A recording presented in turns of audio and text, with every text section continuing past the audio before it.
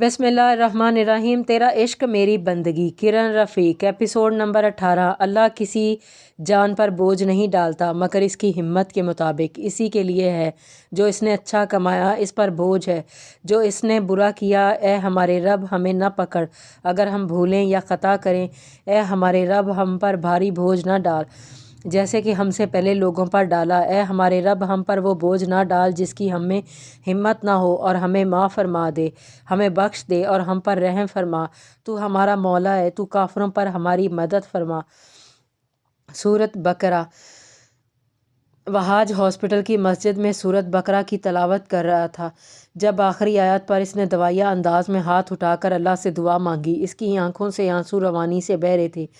وہ صرف اپنے خدا کے سامنے رو رہا تھا کیونکہ اسے یقین تھا کہ اللہ ہی اس کی ہمت اور طاقت دے گا۔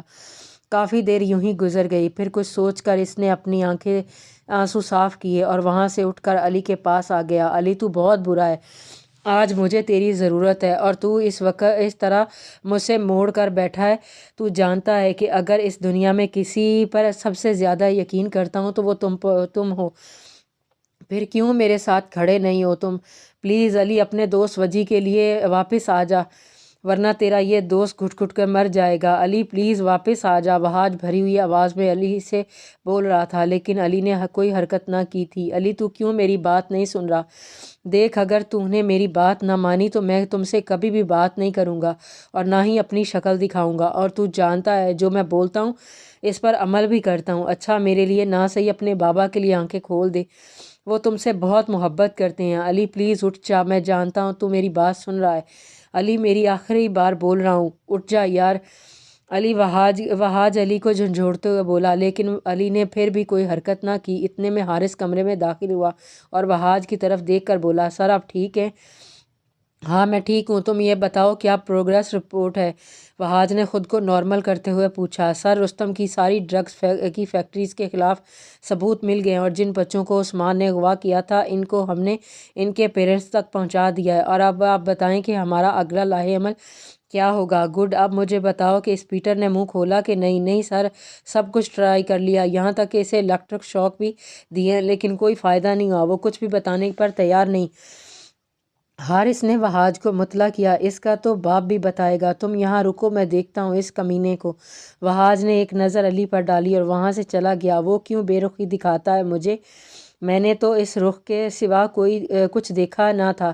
مہا کو جیسے ہی ہوش آیا اسے اپنا ہاتھ پر دباؤ محسوس ہوا۔ اس نے سائیڈ لیمپ آن کیا تو دیکھا کہ بیڈ کی بائیں سائیڈ پر عبداللہ بیڈ گراؤنڈ سے ٹیک لگا کر سویا ہوا ہے، اس کا بایاں ہاتھ عبداللہ کے ہاتھ میں ہے۔ پہلے تو اسے سمجھ ہی نہ آئی، لیکن جب اسے صبح والا سارا واقعہ یاد آیا تو وہ شرمندگی سے سر جھکا گئی، اپنا ہاتھ عبداللہ کے ہاتھ سے نکالنے لگی۔ جب عبداللہ کی آنکھ کھل گئی اور اس نے مسکرا کر مہا کو دیکھا اور اپنی گرفت اس کے ہاتھ پر مزید مضبوط کر دی، مہا نے التجائیہ نظروں سے آبی کو دیکھا تو عبداللہ مسکرایا اور نرمی سے بولا، میں نے کہیں پڑھا تھا دیوانہ پن تھا اس میں سو ختم ہوا، عشق ہوتا تو لازم ہوتا۔ تم میری دیوانگی نہیں ہو اور نہ ہی میرا پاگل پن ہو، بلکہ تم تو میرا عشق ہو، اور ایسا عشق جو کبھی زوال پذیر نہ ہوا ہے اور نہ ہی کبھی ہوگا۔ جانتی ہو پچھلے 9 سال میں نے صرف اس امید پر گزارے تھے کہ تم میرا انتظار کر رہی ہوگی، لیکن جب وجی بھائی نے بتایا تم مجھے چھوڑ کر چلی جا چکی ہو تو خود اپنی کیفیت پر حیران ہوا تھا، کیونکہ میری آنکھوں سے ایک بھی آنسو نہیں نکلا۔ پتہ ہے کیوں؟ کیونکہ تم مجھ میں زندہ تھیں۔ بابا لوگ واپس پاکستان آ گئے تھے لیکن میں نہیں آ سکا۔ مجھے رونا تھا، اپنا غبار نکالنا تھا، جو میں ان سب کے سامنے نہیں کر سکتا تھا۔ جب وہ سب پاکستان آ گئے میں نے اپنا سارا غبار آنسوؤں کی صورت میں نکالا۔ اس کے بعد میں ہنسنا رونا سب بھول گیا۔ میں ایک احساسات سے عاری شخص بن چکا تھا، نہ کسی کی خوشی میں خوش ہو سکتا تھا نہ کسی کے غم میں دکھی۔ مجھے خود پر حیرت ہوتی تھی، جب میرے سارے احساسات دفن ہو چکے ہیں تو میں زندہ کیوں ہوں؟ جانتی ہو کیوں زندہ تھا میں؟ عبداللہ نے مہا کا چہرہ اپنی طرف کر کے پوچھا تو مہا نے نفی میں گردن ہلا دی، کیونکہ تم اس ہوا میں سانس لے رہی تھی۔ اگر دادو پاکستان آنے کی ضد نہ کرتے تو شاید میں کبھی واپس نہ آتا، لیکن اللہ نے مجھے تم سے واپس ملوانا تھا، میرے احساسات کو دوبارہ زندہ کرنا تھا۔ تم میرے لیے ایک جذبہ نہیں بلکہ تم میری سانسوں میں بستی ہو، میری زندگی میرا عشق ہو۔ پچھلے 2 سال اسی عشق پر تو گزارے ہیں میں نے۔ عبداللہ جذبات سے بھرپور لہجے میں بولا، میں آپ کی محبت کے قابل نہیں ہوں ابھی۔ مہا روتے ہوئے اتنا ہی بولی تھی، جب عبداللہ نے اس کے لبوں پر اپنی انگلی پھیر دی تھی۔ تم کس قابل اور کس قابل نہیں ہو اس کا فیصلہ میرے دل کو کرنے دو، اور میرا دل کبھی بھی تمہارے خلاف نہیں جا سکتا۔ میں آپ کو کوئی خوشی نہیں دے سکوں گی اور نہ ہی آپ کو اولاد دے سکوں گی، کیونکہ ڈاکٹر نے بولا تھا کہ ارلی ایج پریگننسی اور پھر مس کیریج کی وجہ سے میں کبھی بھی ماں نہیں بن پاؤں گی، اور میں اتنی خود غرض نہیں ہوں کہ آپ سے آپ کے حصے کی خوشیاں چھین لو۔ مہا روتے ہوئے بولی، بول لیا جتنا بولنا تھا، اب میری سنو۔ انسان کی قسمت میں اولاد مرد کے نصیب سے ہوتی ہے، اور اگر میرے نصیب میں اولاد ہوئی تو اللہ مجھے دے دے گا، ورنہ تم میرے لیے کافی ہو۔ اس لیے 2 سال پہلے جو کچھ بھی ہوا اس کو بھول جاؤ، کیونکہ جس چیز میں تمہارا قصور ہی نہیں، اس کی سزا میں تمہیں نہیں دے سکتا تھا۔ اور ایک بات، ہو سکے تو مجھے معاف کر دینا، کیونکہ مجھے لگتا ہے تمہارے ساتھ جو کچھ ہوا اس میں قصور میرا بھی ہے۔ نہ میں باہر جانے کی ضد کرتا اور نہ ہی یہ سب ہوتا۔ عبداللہ نے آخری بات شرمندگی سے بولی، ابھی نہ قصور آپ کا تھا اور نہ میرا تھا، بس حالات ہی ایسے تھے۔ ہمارے رشتے میں جدائی لکھی تھی، ہر حال میں آنی تھی، اگر ایسے نہ آتی تو کسی اور طرح سے آ جاتی۔ ماں یہ سب باتیں چھوڑو اور مجھے بتاؤ، اب تو مجھ سے شادی کرو گی نا؟ عبداللہ ماحول سے اداسی کی کیفیت کم کرنے کے لیے شریر لہجے میں بولا، ابھی وہ میں ماہا تھوڑا سا ہچکچائی، کیا میری جان؟ عبداللہ اسے خود سے قریب کرتے ہوئے خمار و آلود لہجے میں بولا، ابھی مجھے بھوک لگی ہے۔ ماہا نے جلدی سے بہانہ گڑھا، یار بعد میں کھا لینا، ابھی تم صرف میرے سامنے رہو۔ عبداللہ اس کے اور اپنے درمیان فاصلے سمیٹتے جا رہا تھا، یہاں تک کہ ان دونوں میں فاصلہ چند انچ کا رہ گیا تھا۔ ماہا کے دل کی دھڑکن کی آواز عبداللہ بآسانی سنائی دے رہی تھی۔ عبداللہ جان بوجھ کر بولا، ماہا اتنا گھبرا کیوں رہی ہو؟ وہ میں تمہیں تو پسینہ بھی آ رہا ہے نا؟ عبداللہ مسکراہٹ دباتے ہوئے ماہا کو مزید تنگ کرنے لگا، مجھے ٹھنڈ لگ رہی ہے۔ ماہا بمشکل اتنا بولی، اچھا اتنی گرمی میں ٹھنڈ لگ رہی ہے؟ عبداللہ نے اس کا جواب سنے بغیر اسے مزید خود سے قریب کر لیا اور اس پر اپنی محبت نچھاور کرنے لگا۔ ماما، ماہا کہاں ہے؟ اپنے کمرے میں بھی نہیں ہے؟ زرلال صبح صبح کچن میں داخل ہوتے ہوئے فکر مندی سے زیبا سے ماہا کے بارے میں پوچھنے لگا۔ وہ گڈ مارننگ ماما۔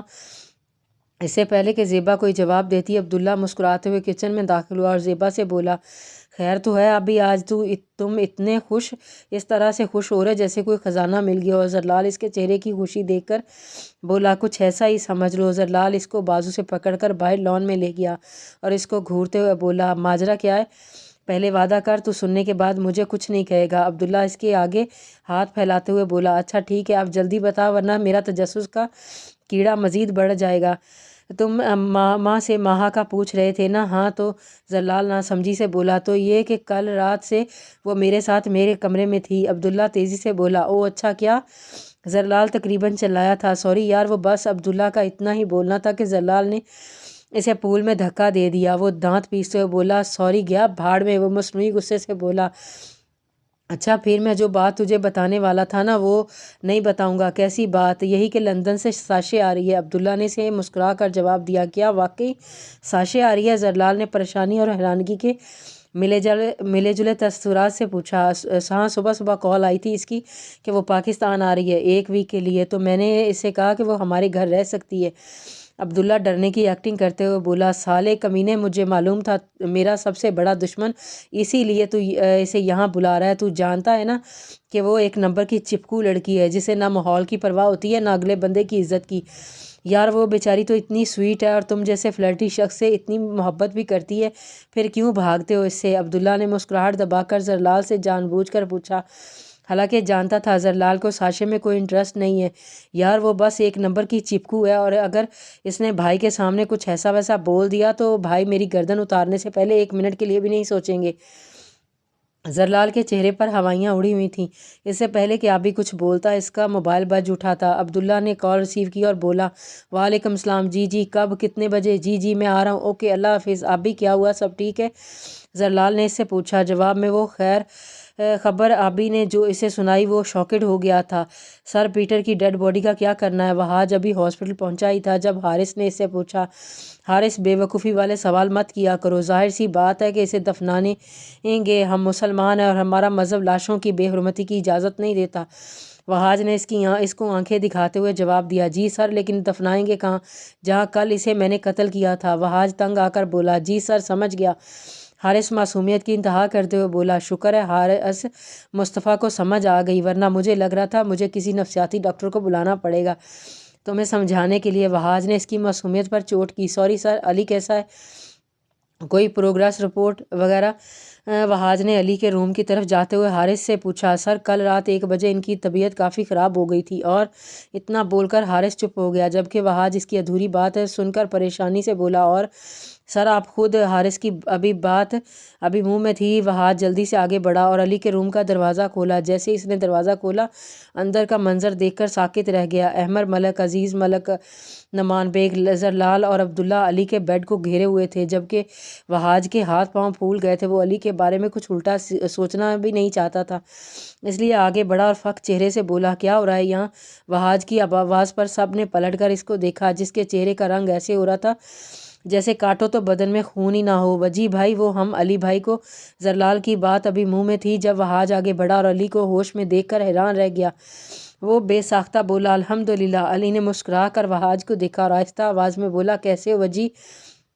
वहाज मुस्कुराया और बोला, तुम्हें देख लिया है तो मतलब बिल्कुल ठीक हूँ भाई, अपना रोमांस बाद में झाड़ लेना, क्योंकि अभी यहाँ बड़े और बच्चे सारे मौजूद हैं। जरलाल शरारत से बोला, जबकि वहाज ने इसे गुस्से से देखा और दांत पीसते हुए बोला, बेटा तुम दोनों अपनी खैर मनाओ। क्यों? इसने इस बार आबी ने पूछा। तुम दोनों ने मुझे क्यों नहीं बताया? अली को होश आ चुका है, वहाज दोनों की गर्दनें दबोचते हुए बोला, जबकि अहमद मलक का अजीज़ और नमान इनको देखकर मुस्कुरा दिए थे और कमरे से चले गए। भाई क्या कर रहे हैं आप? क्यों अपनी बहन को बेवा करने पर तुले हैं? कसम से हमारी कोई गलती नहीं है, ये सब अली भाई का प्लान था। अब्दुल्ला एक्टिंग करते हुए बोला, बेटा इस वक्त तुम लोगों को मुझसे इस दुनिया में कोई नहीं बचा सकता। वहाज अभी बोल रहा था जब कमरे का दरवाज़ा खुला और यशफता और मोमिना अंदर दाखिल हुई। वहाज ने यशफता को देखते ही इन दोनों को छोड़ दिया था और जल्दी से बोला, तुम दोनों यहाँ क्यों? हम यहाँ नहीं आ सकते। यशफता वहाज को देखते हुए खफगी से बोली, नहीं, मैं तो बस ऐसे ही बोल रहा था। वहाज गड़बड़ा कर बोला, सही कहते हैं लोग कि बंदा चाहे फ़कीर हो या वज़ीर आज़म, बीवी के सामने आते ही बेचारे की हवा टाइट हो जाती है। अब वजी भाई को ही देख लो। जरलाल ने अब्दुल्ला के कान में सरगोशी की, जिसे वहाज ने बखूबी सुना और जरलाल को घूरा। अली कैसे हो? मोमिना ने मुस्कुरा कर पूछा, ठीक है हूँ, लेकिन तुम दोनों को किसने बताया मेरे होश में आने का? अली ने जवाब देकर इससे सवाल की पूछा। वो जरलाल की कॉल आई थी, इसी ने बताया। मोमिना ने अली की तरफ देखे बिना बगैर कहा। अली को इसका रवैया थोड़ा अजीब लग रहा था। अभी मुझे तुमसे एक बात करनी है, ज़रा मेरे साथ बाहर चलो। वहाज ने मोमिना की हिचकिचाहट देखकर अब्दुल्ला से कहा ताकि दोनों को कुछ वक़्त मिल सके आपस में बात करने के लिए। जी भाई, अब्दुल्ला वहाज का इशारा समझकर बोला। भाभी हम भी चलें बाहर? एक्चुअली मुझे बहुत भूख लग रही है, इसलिए। जरलाल सादतमंदी की इंतहा करते हुए बोला, हाँ चलो, मुझे भी भूख लगी है। यशफता ये बोलकर इसके साथ बाहर निकल गई थी। अब कमरे में सिर्फ अली और मोमिना और खामोशी थी, जिसे अली ने तोड़ा था। मोमिना कैसी हो तुम? मैं ठीक हूँ। मोमिना अली से अपने आंसू छुपाते हुए धीमे लहजे में बोली। मोमिना इधर आओ मेरे पास, अली इसकी तरफ हाथ बढ़ाते हुए बोला। मोमिना आहिस्ता से आगे बढ़ी और इसके हाथ में अपना हाथ दे दिया। नाराज़ हो क्या?